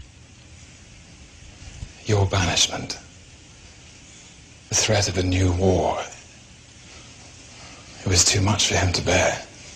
Kwa venye aliweza kukufukuza, alipatwa na stress akakufa. I know that you loved him. Najua ulikuwa unampenda sana babako. Listen. Lakini sasa amekufa. It's so cruel to put the hammer within your reach knowing that you could never lift it. Ni uchungu sana kuona basi hama iko hapa na uwezo ukaichukua. Fall into me now. Na sasa nataka ujue mimi ni mfalme. Okay, basi let me come home then. Can I come home? Can I come home? Sasa juu wewe ndio mfalme, babangu amekufa, acha nikuje nyumbani. I'm upon your... Kambua hapana. Wewe ulilaaniwa. Na mamako amesema usiwahi rudi. Has forbidden your return. Your mother has forbidden your return. This is goodbye, brother. Nimekuja kukuambia bye bye. I'm so sorry. Pole sana bradhangu. Mamako amesema hata waitaka kukuona na babako amekufa. Kwa hivyo, kwaheri ndugu yangu. Sorry. Okay, I'm sorry brother. Pole. Ni asante ya kuja kuniangalia. Lakini unaona Loki amemdanganya. Loki amemdanganya. Ya kwanza akamdanganya kwamba anakuiti babake ameiaga dunia. Ya pili akamdanganya kwamba anakuiti mamake amesema hataki kumuona. Unaona? Ya tatu akajifanya yeye ni mzuri sana kwake. Lakini huyu ni msaliti. Huyu ni msaliti. Na ni muongo. Na ako na tamaa sana ya kuwa king of Asgard. We're back. Kwani unajiongelesha? Stadia aliingia na Stadia alienda, watu wa planet Earth hawakuweza kumuona. Kisha pia yeye Loki aliamua kuangalia kama anaweza chukua hii nyundo. Iliwa hii nyundo iko na nguvu nyingi sana. It is filled with powers. Kujaribu kuichukua wapi? Inaweza chukuliwa tu na mtu ambaye ako worth kuichukua. Naona laana yenye iliwacha kwa ule nyundo, mtu ambaye ako worth kuichukua. Yatu ambaye mtu tu ambaye ako worth, yani mtu ambaye anaweza saidia watu ndiye tu anaweza ichukua. Sir? Haya, punde sipunde naye Kamudhea kalikuja. Check maneno. Kamudhea kalikuja, kale Kamudhea hapa basi bila shaka pale Dr. Eric. Dr. Eric alikuingilia. Dr. Eric alikuja akaambia watu, kwani mmeweka kijana wangu ndani? Dr. Selvig? He was distraught when he found out that you'd taken all of our research. Alikasirika tu kuona venye mmechukua research yetu na yeye ni mmoja wetu. Ai, na hii nguvu yote alitoa wapi? Kamudheka akawaambia ati ni steroids. Yani ni hizi chakula za kuweka mwili nguvu. That's how he put it. Yeye aliona mmekuja mmechukua mali yetu, sasa ndio alikasirika. Steroids! Alikula madawa za nguvu. Hiyo ndio alikula madawa za nguvu ndio aweza kupigana na nyinyi. Ndio kufanya uchunguzi akaona huyu jamani ni mulimuli wa New York na ni false data, yani ni mtu wa research. Unaona? Naelewa hii ni wao wameweka kwa kompyuta. Juu jamaa wetu hana history. Kwa hivyo sasa Dr. Eric waliweka kwa kompyuta ili ukienda kusearch ati kutafuta kujua huyu mtu ni nani, unapata ati ametoka upande wa New York na anafanya kazi na ile kampani la research. Unaona? Kuuliza ni kwa nini akona nguvu namna hiyo, hapa basi Muthee akawaambia ati alikula steroids, alikula hizi madawa za kuongeza mwili nguvu. Unaona? Hiyo yote ni plan ilichorwa basi bila shaka pale na Jenny. Mwanzo hapa basi Jenny alikuwa anataka jamaa yetu achomoroe basi kwa custody ya wanapolisi. Wanapolisi waliamini. Hatimaye Muthee alikuja kumleta pale ambapo wanaweza kunywa hata kama ni podi kiasi. Hapa basi na kucheza poro na kiasi. Yaani na mambo kama hizo. Sasa Muthee alimwambia sikiza, mimi sija kusaidia ati Joe ni mtu mzuri sana. Lakini unaona Jenny, babake tulikuwa tunafunza kwa university tukua pamoja. The right question. In my life, I have no idea what I'm supposed to do. Anyone who's ever going to find his way in this world has to start by admitting he doesn't know where the hell he is. Thank you for what you've done. Sit together. He was a good man. He never listened. Neither did I. My father was trying to teach. Muthee anamwambia hapo kuna tough kidogo. Muthee akamwambia basi babake Jenny na mimi tulikuwa tunafunza kwa university moja. Kwa hivyo chochote ambacho basi ninafanya ni kwa sababu ya huyu msichana. Najua anakupenda. Tafadhali usimuudhi. Huyu msichana ni msichana mzuri sana na ninajua kitu moja, anakupenda. Kimana akamwambia na kupenda ndio kufanya nini? Akamwambia hapa Planet Earth kuna kitu kinaitwa mapenzi. Mnapendana na mtu. Sijui kama kwenyu kuna kuwaga. Sasa mkipendana halafu unampika unamkura. Hapana. Hino nayo kali ng'ombe yako. Haya, wakati huo hebu tukuingilie sasa kwa planet ya Jotunheim. Kwa planet ya Jotunheim aliweza kukuingilia sasa hapa basi Loki. Mwanzo mtazamaji, hakika kama unafuatilia vizuri zaidi utakuja kuona sasa huyo Loki sio mtu mzuri hata kidogo. Na Loki ashajua yeye ni mtoto wa Frost Giant. Zaidi kwanza yeye ni mtoto kamili basi mtoto wake Ruffy ambaye ndiye king wa Frost Giants. Mwanzo aliweza kuibiwa na King Ad. Kwa hivyo alikuja kampata basi bila shaka para Ruffy. Akamwambia sikiza, mimi ndiye niweza kuwapatia nafasi ya kuingia hapa basi kwa zile territory. Na mimi ni rafiki yenu. Na sasa Ruffy, nataka kupatia nafasi ya kumuua King Aden.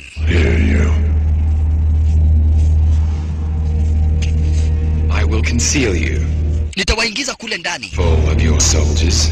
Wewe na masoja wako. To Odin's chambers and you can slay him where he lies. Kisha umpate pahali amelala na umuue. Why don't you do it? I suspect that the Asgardians would not take kindly to a king who had murdered his predecessor. Akamwambia hapa basi watu wa Asgardian wakijua mimi nimemuua mfalme itakuwa ni vibaya. So unasema nini? Utakubali? Time to wall it, sir. Nataka wewe ukuje umuue King Aden na uchukue magic gasket yenu. Unaonaje? I accept. Nimekubali. Bash na karudi. Unaona? Lakini wakati alirudi yule gatekeeper hapa basi yule mniga kwa jina Hemden alikuja kumuuliza, "Kwani umepita njia gani?" Lakini akamwambia, "Mimi najua njia mingi sana za kukuja na kutoka." Itakuwaje hapa basi bila shaka pale wewe umepita njia ambayo hata mimi sikuweza kukuona. Lakini akamwambia, "Mimi najua njia mingi sana za kuingia na kutoka." Lakini mtazamaji, umeona sasa Loki wamechora plan na the Frost Giants of Jotunheim. Wamechora plan venye watakuja kumuua King Aden. Na Loki akawaambia atawafungulia vizuri zaidi, atawaingiza upande wa ndani, watampata King Aden na kuwa amelala kisha wamuue. Unaona? Lakini kuna kitu moja ambacho hapa basi bila shaka pale huyu Oloki anataka. Licha na kuwa anataka kuwa king, bado anataka baraka za King Odin. Haya, turudi sasa kwa planet Earth. Rudi moja kwa moja hadi kwa planet Earth. Kumba kama dada nako kalikunywa, kakalewa mbaya mbovu. Hakuna ndio udhulia kwa ndio adhulia. 24. Huyo Dr. Eric wenyu ile kunyamba na nyamba hujawaiona. Kisha Of course. yes, of course. Kavaja. Mudhia na nyamba gushihokia sasa baka walikuja kukaa nje. Though wakiwa na manzi wetu basi walikuja kuporea kule upande wa nje. Ala. Though ni wakati for the first time anaanza ku-experience kitu inaitwa kupendana.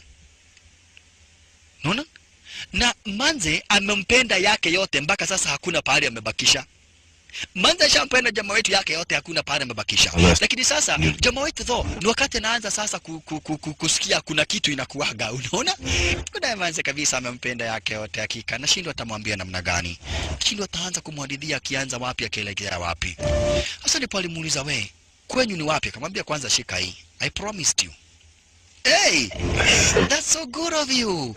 Ala, leo unaweza kuwa Valentine ya mtu ati Valentine. Hiyo nao ni nini? Basi akamwambia kuna siku inakuaga yani mtu mkipendana kuna siku ya Valentine. Oh, kwetu hakunaga hiyo. Kwetu ni kugongana na kukonka na kuwa mfalme. Kai, sio kwani kwenyu ni wapi? Are you from Thogonoi? Or Karema Mutiume? Umetoka wapi nani? Kwetu ni mbali sana. Masa akamwambia mimi ni mwanasayansi nafanya research. Akamwambia hapa kwa planet Earth nyinyi mnaitaga science, sisi tunaitaga magic. Magic, and you call it science. Yeah, nyinyi mnaita science, sisi tunaita magic. Oh, it's all the same. Unaona? Magic na science ni kitu moja. Otherwise hapa ni kwenyu. Unaona? Acha nikucholee. Hapa ni kwenyu planet Earth. Lakini mimi nimetoka hapa kwetu kunaitwa Osgard. Sasa kamtolea planet zote 9. Kisha kamtolea kamwambia Earth ni kwenyu. Father, mimi na babangu tuko hapa Osgard. Your world is one of the 9 realms of the cosmos. Yeah, hizi ni the 9 planets. By the branches of Yggdrasil. Unaona? World's tree. Now you see it every day without realizing. Uwezi jua lakini planets zinakuaga. You call it. Unaona? Sasa nyinyi mnakuaga kwa planet Earth. Na sisi nyinyi mnaita Earth, sisi tunaita Habo. Naona? Okay, niendelea na hiyo hadithi. Lakini manza maangalia tu jamaa wetu Javenya Memnoki. Midgard, which is Earth. Lakini sisi kwetu ni kwenyu ni Earth. Anaheim. Ukikuja hivi Jotunheim. hapa ndipo kwetu kunaitwa Osgard. That's where I come from. That's where I come from. Osgard. Manza alipatiwa hadithi mpaka akalala sasa. Mwanzo amemuelezea vizuri zaidi. Unauliza kwetu ni wapi? Mimi nimetoka upande wa Asgard. Asgard ndio planet yetu. Manza alienjoy. Guy, we nina mudu wanago kwa iguru. Kuna mtu ametoka juu. Manza analinga sana akona boyfriend kutoka juu. Yaani venye watu wanaligaga nini? Mimi boy wangu ametoka mbali sana. Boy wangu ni wa mafathers. Ametoka na huku Karema Mutiume. Hawa na walianza kuletana juu. Nini? Lazima tuende tukachukue dho. Sasa wengine wanamaliza stress na kukula, wengine ni kuletana juu, lakini walidai hapana. Vostage alimwambia Sif, kama ni dho, ajue sisi tuko taabani, angengangana kuja kutuchukua. Kwa hivyo hata sisi tunafaa tungangane, tuende tutafute dho na turudi na yeye. Ikuwaje gani tumwache dho basi kwa taabu? Wakati huo Loki. Heimdall demands your presence. Yeah. Loki ameagiza muweze kufika kwa ofisi yake mara moja. Hawa walicheki wakaona hapana. Sisi tunaenda kumtafuta Thor.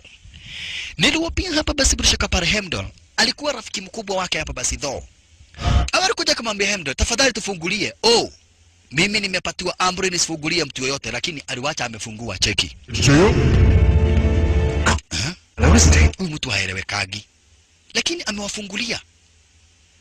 Cheki.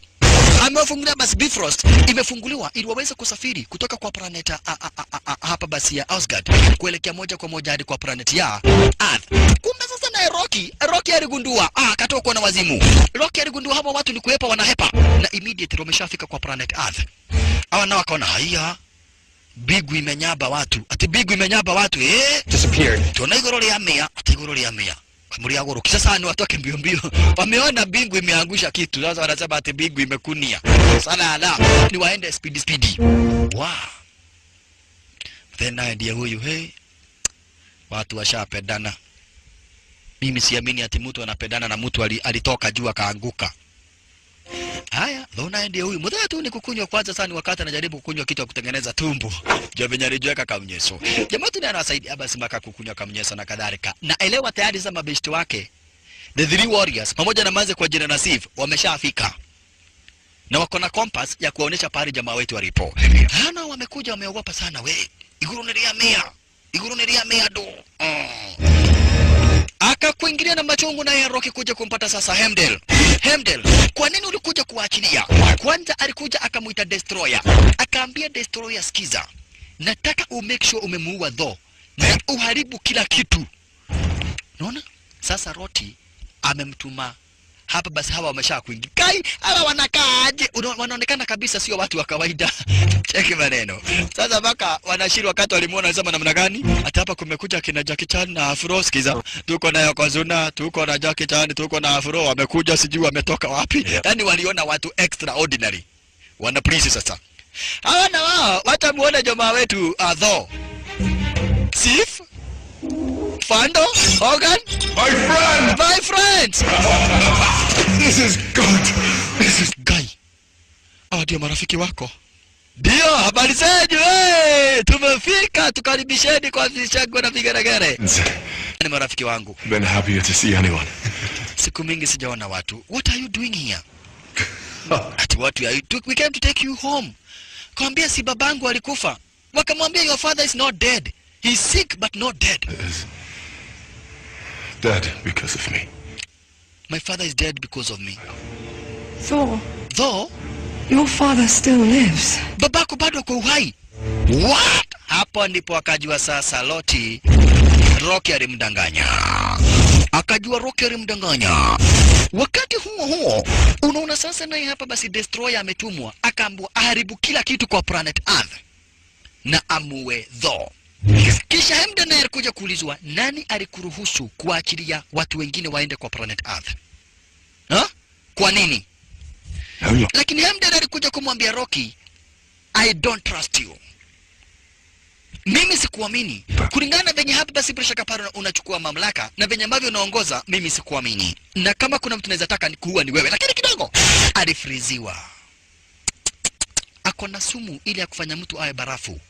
Mwanzo yeye mwenyewe basi is from the generation of frost giants. Sasa Hemdel alifriziwa stare kama hiyo. Alifanywa barafu. Maskini wa Mungu Hemdel alifanywa barafu stare kama hiyo. Sasa abande hapa mbingu imegunia gitu.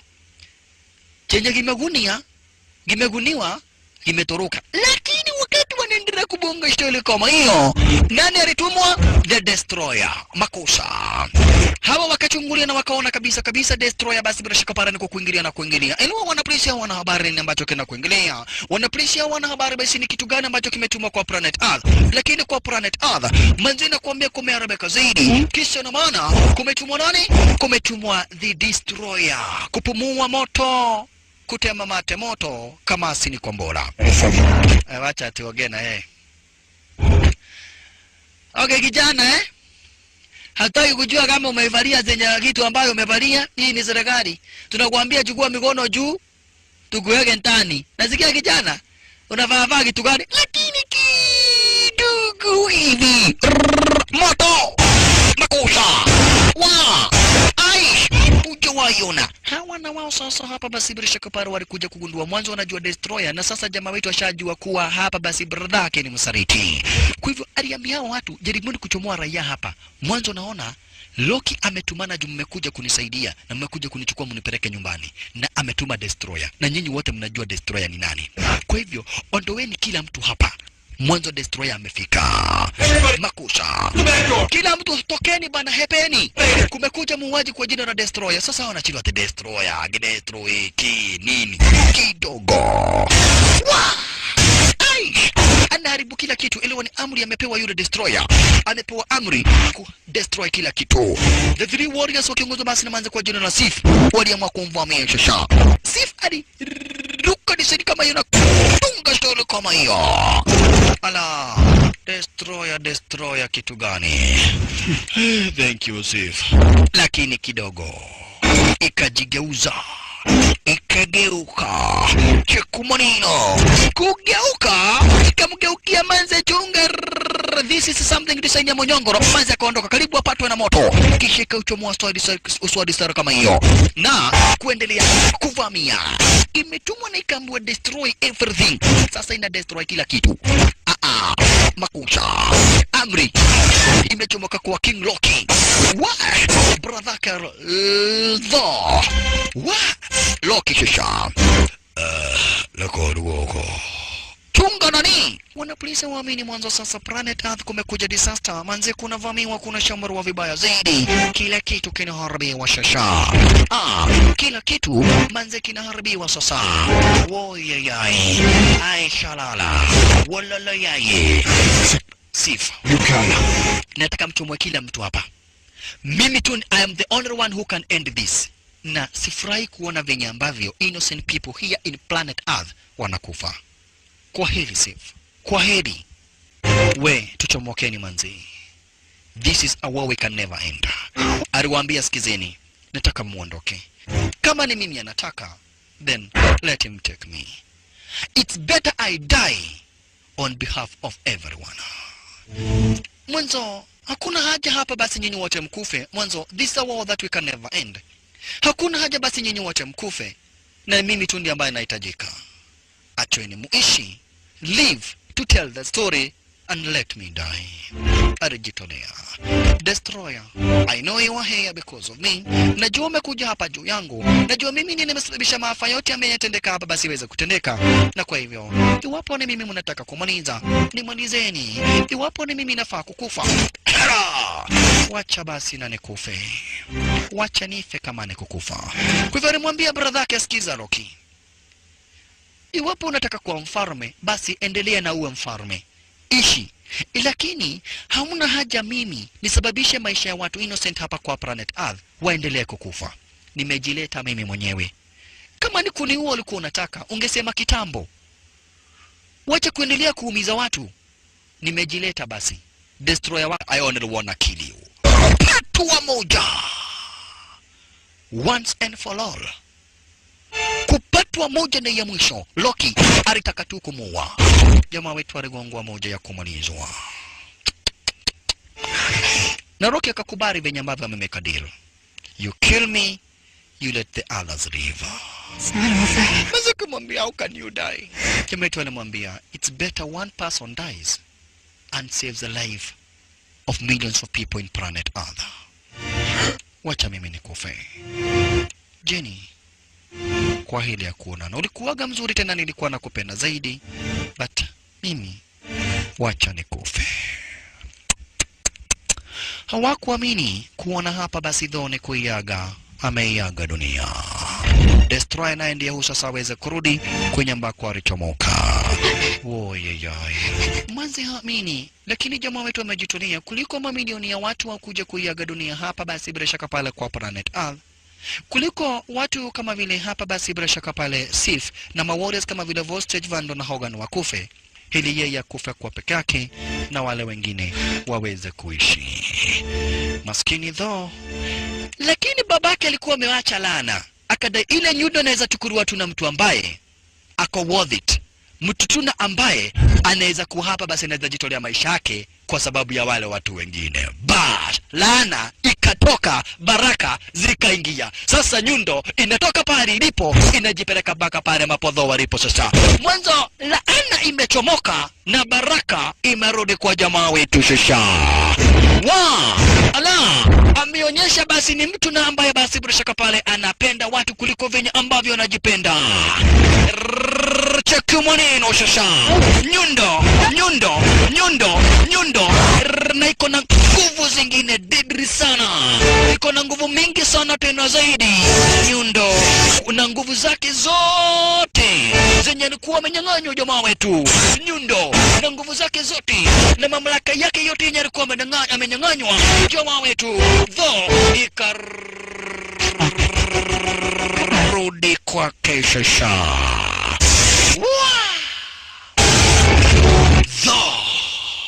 Patwa nyundo moja kwanza. Mwenyewe. Asante sana.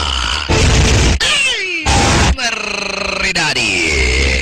Sasa kwingine basi kwa vitisho mwanzo sasa wewe Destroyer. Manze utapenda sasa. Destroyer kitu gani? Destroyer kitu gani? Alizungusha kisha akainua mpaka Destroyer sasa. Cheki. Hizo ni nguvu zenye ziko kwa hii nyundo. Abana machizo. Sasa Destroyer alichukuliwa na upepo. Cheki. Kisha akagongwa na moto. Destroyer. Dawa ya moto ni moto.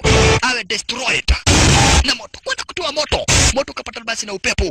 Kisha wapi? Destroyer anadestroyiwa. Destroyer kuwa destroyed. Yeye plus nguvu zake plus moto wake kuwa destroyed kutumia ile nyundo shisha. Mwanzo ile nyundo abana machizo. Bash. Huyu sasa ndiye mimi. More or less. Yani unafananaga namna hiyo bas. Bora uwe bwana yangu. Bwana ni kusema nini? Akawaambia sasa let me go and deal with my brother. Okay, sasa tunaweza taka kupatia kazi kwenye kikosi yetu. Unaweza kuwa wewe. Sitaki msene. Huyu manze kuna project yake mliharibu. Si mumeona niko na nyundo si mumeona venye naweza fanya project yote ya huyu manze umpatie. We. Kwanza tuona nikutabeza biguni kidogo. Ati biguni Aya wewe. Abande msijana akirudi hapa hakuna mtu atarudi kucheza na yeye sasa. Bash. Now Giants of Frost wamekuingilia sasa. Wakiongozwa sasa na Rufei mwenyewe. Wakiongozwa na kiongozi wao kwa jina la Rufei wanakuingilia. Lakini naye hapa basi Hamder, yule gatekeeper, akaanza kuvunja ile ice. Mwanzo alikuwa na nguvu sana. Kisha kwa basi amekaushwa na ice. Ameanza kuivunja. Ina maana basi ameanza kujisikia anataka kuichomoa le maridari. Walikuja basi kwa ile hapa basi kwa lile shimo la Big Frost. Open the Big Frost. Hamder. Fungua turudi nyumbani. Eliwa sasa though ameshajua kila kitu kwa Loti sio mtu mzuri. Then we are stranded. Tutatoka hapa namna gani na hakuna mtu wa kufungua? Need you now. Open it now. Hamder naye anataka kuhakikisha basi amesaidia Big Frost kwa shambulia na kwa shambulia design kama hiyo shosha. Open it. Loki akidhani hakuna mtu anaweza fungua. Frost asante sana, yani hata bila shaka pale Hamder akafungua ile hapa basi bila shaka pale Bifrost Bridge. Asante sana. Chima itokaambia manze, I promise you to ask God, but I give you I'll be back. I will return. I swear I will return. Deal? Manze nataka kisi ya mdomo lakini akaamua si tunakulaga mkono. Hiyo ndio kisi yetu. Manze akamwambia ni olimo, hivyo tuliaga roleme. Sisi tunakulaga ulimi bana. Sio hiyo ati unanikisi mdomo. Sisi tunakunywaga mate na kikorora stare kama hiyo. Deal. Yani deal ni kwamba na kwa 80 jamaa wetu ataweza kurudi hapa basi kwa planet Earth. Aliweza kumuaga manze stara kama hiyo na akampromise one day one time in one way or the other I'll come back. Kisha wote ndio hao sasa kwa planet ya Asgard shasha. Waeleke wacha naye Queen asikie the Frost Giants wamefika. Maskini Queen gongo awe kwa kando bibie King Odin. Jamaa wetu na yeye ndiye sasa na nguvu zote ziko kwa ile nyundo shasha. Nguvu zote kwa ile nyundo. Kisha akakuja akamfungua jicho hapa basi King Odin. Akaambia King Odin, sikiza. I will kill you in your own home your own bedroom. I am Rufe. You're dead. Nataka uone ukikufa. Utakufa at the hands of Rufe. Lakini kidogo hivi alipigwa na silaha moja deadly. Nani alimpata? Loki. Loki akamwambia, I am Loki, son of King Odin. Na siwezi nikakubali uwe babangu. Lazima ni protect hii territory na yani wewe kwenda kuongea akamalizwa. Unaona? Sasa mama akamwambia, "Oh, kijana wangu kweli unafaa kuwa mfalme. Mama Rufe unafaa kuwa mfalme." Unaona? Yeye ndiye aliwafungulia, lakini anataka kujifanya mzuri kwa mamake. Na anataka babake aone ameokoa maisha yake. Hivyo ndivyo alikuwa anataka. Lakini hakuamini kuona hapa basi bila shaka pale jamaa wetu wako uhai. Anajifanya mzuri. Unaona? Alikuwa anajifanya mzuri. Lakini sasa yani alikuwa anataka aonekane yeye ni mzuri. Ndio akamsaliti Rufe na akamuua ili eti aonekane yeye ni mzuri. Unaona? Ili King Odin ampe ufalme. Kidogo walichomwana upande wa nje sasa bila shaka pale na nani? Walichomwana upande wa nje na jamaa wetu Thor. Mwanzo anataka kuwe na sifa mzuri. Chenye ambacho anataka ni baraka na ufalme. Sasa amemuua Rufe ili asifiwe na mamake na babake. Ndio sababu amemuua Rufe. Na ndio sababu mpaka alichora plani Rufe ya kuja hapa. Kisha ajifanya amemuokoa. Hiyo ndio ilikuwa plani yake. Bash. Alright. Aish. Kisha alianza kutumia Bifrost Bridge kushambulia na kuharibu planet ya Jotunheim, pahali ambapo Frost Giants wanakaaga. Unaona? Alianza kutumia ile bridge ile hapa basi bila shaka pale Bifrost Bridge anaitumia kuharibu na kubomoa Jotunheim territory za Frost Giants. Akaanza kuharibu star kama hiyo. Ati ili babake aona amevamia hao maadui. Cheki. Unaona? Akaanza kuharibu ile planet star kama hiyo. Lakini Thor anamwambia unafanya vibaya. Kwa planet Earth nao wanaona kule kuna planet inaharibiwa. Wanaona kuna planet inaharibiwa. Ndio planet ya Frost Giants ikiharibiwa ama Frost Giants wanaweza torokea kwa planet Earth. Na wakitorokea kwa planet Earth wataangamiza kila mtu. Kwa hivyo kitendo ambacho wanafanya cha kuharibu planet ya Jotunheim pale ambapo Frost Giants wanakaaga ni kitendo kibaya. I want to destroy that race of monsters. Yeah, I want to destroy the race of monsters. Can't kill an entire race. Anambu, hawezi maliza generation mzima bana. Kina kamwambia kwa nini? And what is this newfound love for the Frost Giants? Yeah? Why do you have this love for the Frost Giants? Kwa nini umeanza kupenda Frost Giants? Lakini amwambia have changed na najua pia wao wanafaa kukaa kwao. Come on, I will kill you and my father will bless me as a king. Ndio nimemaliza wana Frost Giants wote. Lakini jamaa yetu anamwambia stop it. Wacha kuendelea kuharibu hapa basi bila shaka pale wana Frost Giants. Ala, wana right ya kukaa kwao. I never was. Loki, this is madness. Jamaa yetu anamwambia this is madness. Ndio hataki kumuua ni brother yake. Lakini anamwambia no, I will be king. I will kill you and I will be blessed to be the king. I will be blessed to be the king. Hiyo ndio kitu ambacho mimi nataka. Nataka kuwa mfalme. You have to fight me. It was. Or maybe when we finish here, I'll pay her a visit myself. Na akamwambia hata huyo manzi wako tukimalizana itaenda kumtembelea kwa planet Earth. Ikawa sasa ni kitanzi baina ya mandugu wote wawili, Loki na jamaa wetu Thor. Thor hataki kumuua mwanzo, anajua ni brother yake. Na shajua basi kuwa mfalme unafaa kuwa basi mtu ambaye ni mjanja na mtu ambaye basi ako na roho ya utu. Lakini sasa inabidi amvamie Loki. Tunga kukatwa. Loki ako serious. Anataka kumuua Thor ili abaki kuwa mfalme. Na hataki tu kuwa mfalme, anataka hata baraka za babake. Na ndio sababu akamchomoa Thor kule upande wa ndani ili wapiganie upande wa nje. Ndivyo babake asijue ni nini ambacho anafanya. Kitanzi. Mchomoka sasa bila shaka pale kwa Bifrost star kama hiyo. Bifrost Bridge. Jamaa wetu Thor akaona brother yake ataanguka. Kama kumwokoa. Kibroe sitaki ukufe. Lakini kumbe hii ni ile plan ya mashadows. Unaona? Hiyo ni ile plan ya mashadows. Dungwa. Maskini Thor. Unaona? Anatengenezaga mashadows tara kama hiyo. Kwenda kumvamia akaweka ile nyundo. Ile nyundo iko na nguvu. Akawapiga shock wote. Mashadows plus hapa basi jangili mwenyewe, yani ule Sabra Shakapara Loki mwenyewe. Ala. Kwa nini unaleta kiherehere Bavarai? Nikiwa na hii silaha, I am unbeatable. And you know it. Amka. Haya, alimwekelea nyundo, na ile nyundo ukiwekelewa kuamka ni noma. Uweze kuamka. Sasa jamaa wetu anataka kusimamisha ile Bifrost Bridge. Iache kuendelea kubomoa na kuharibu na kulipua planet ya Jotunheim. Pahali ambapo hapa basi bila shaka pale ma Frost Giants wanakaaga. Hicho ndicho kitendo ambacho jamaa yetu anataka kufanya. Hicho ndicho kitendo ambacho jamaa yetu anataka kufanya. Lakini nashindwa utafanya namna gani? Mwanzo hapa basi kweli asa bila shaka pale shock, stima na kadhalika na nguvu zinatumwa zikaharibu hapa basi bila shaka pale ile Jotunheim planet.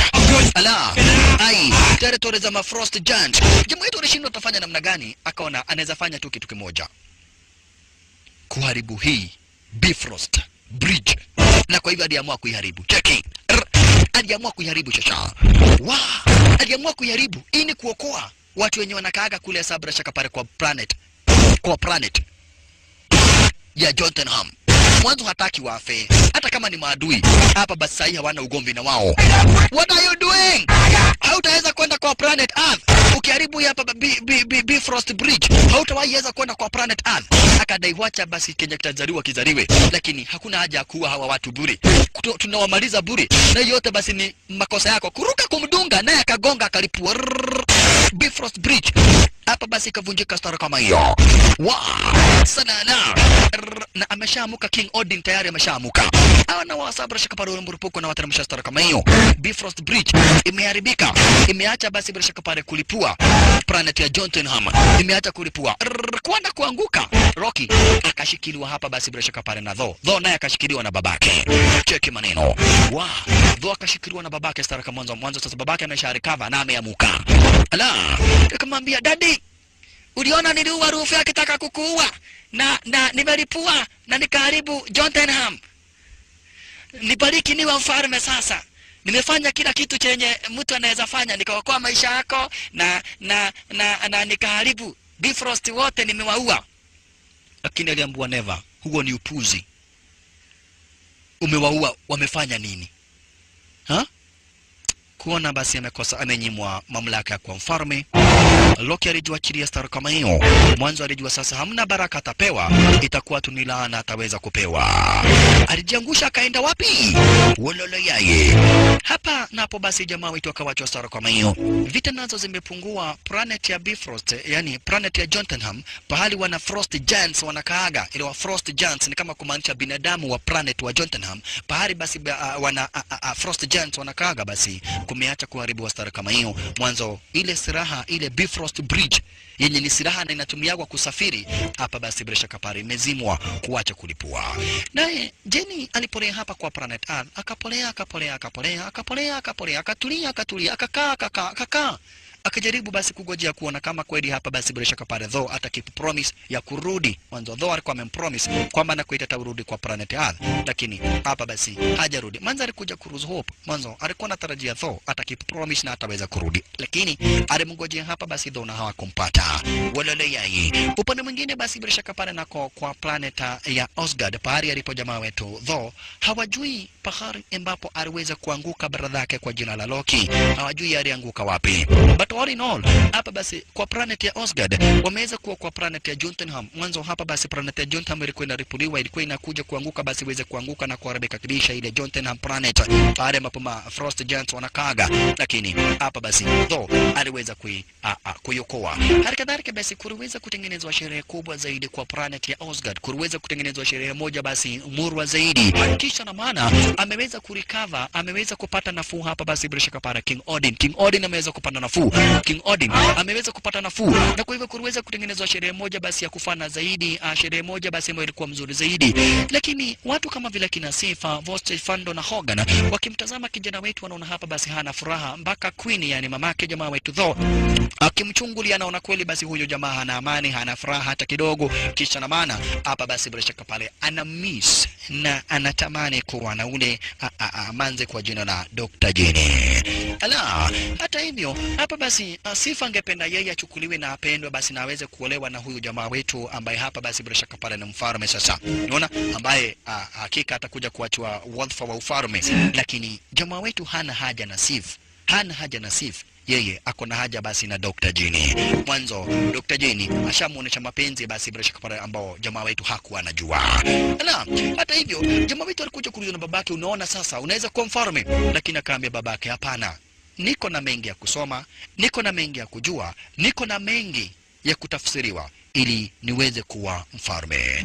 Babake alimwambia basi one day one time utakuja kukuachia ushukani na utakuja kuwa mfalme. Nguvu utakuwa nazo, lakini nataka hapa basi uweze kutawala kwa ukiwa na kwa umakanifu zaidi, na haswa uweze kutawala hapa basi bila shaka pale kwa ujanja, uelevu, na uweze kuwa mfalme ambaye hapa basi bila shaka pale anafanya judgment zenye zinafaa. Lakini sasa ikabakia ni swali, je, Loki bradhake alienda wapi? Tena swali lingine kabakia, je, Thor ataweza kukeep promise? Aweze hapa basi bila shaka pale kwenda kwa planet Earth? Na je, Giant of Frost planet yao iliharibika yote kweli? Basi ndugu brother wapenzi watazamaji, ndugu dada wapenzi watazamaji, mwanzo kicheki utaona sasa hii ndio Bifrost Bridge, na hii tu ndio ingeweza kumpeleka kwa planet Earth na imeharibika. Pia Hemder aliweza basi bila shaka para kupata nafuu na mwenyewe ndio huyu. Sasa jamaa itoka baki ya kujiuliza atawahi enda Earth akitumia mbinu gani? Na kwa hivyo nakuuliza, je, jamaa wetu ataweza kwenda kwa planet Earth? Swali mimi nakuuliza. Ala, je, Bifrost waliweza kuisha na kadhalika? Hayo yote basi majibu. Hayo yote basi majibu mwanzo ukitazama na ukichungulia utaona hapa basi mpaka manzi wetu Jenny alibakia basi akitamani na akichunguza kama hapa basi atayimpata jamaa wetu. Haya majibu yote unaweza ipata kwenye picha Thor Part 2. Tuweze kujua kama Rocky alienda wapi, tuweze kujua pale Bifrost walienda na kadhalika na mambo mengi basi yenye mesaria. Hayo basi yako kwenye Thor Part 2. Mwanzo usikose kujionea basi Thor Part 2. Mwanzo ni picha namba 20 mie na kuandaria Thor Part 1 mwisho. Basi usikose kujionea Thor Part 2 nikiwa bishi na kuandaria live and direct. Thor Part 1 mwisho. Thor Part 2 ninakuandaria. Wow! Huku tukimaliza na basi bila chukupata na Thor Part 1 story kama hiyo. Mwanzo hapa basi tu tukigojea